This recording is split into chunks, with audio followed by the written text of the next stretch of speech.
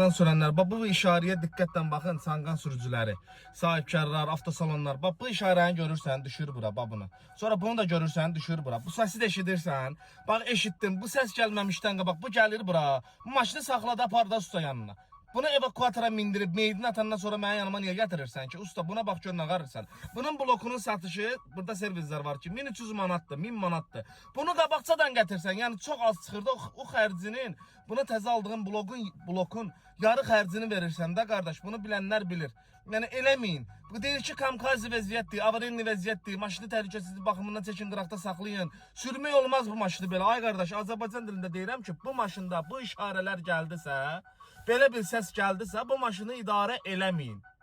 Aydındır? Sonra gəlib deməyin burada ki, mənim pulum yoxdur və yaxud da ki, mən bu boyda xərcə düşə bilmirəm və yaxud taksidə sürürəm. Qabaqcadan deyirəm ki, bu problem gələndə maşını sürmə. Yanımıza yaxınlaşın, bilən servisə yaxınlaşın, problemimizi yerində dərhal həll eləyəcəyik.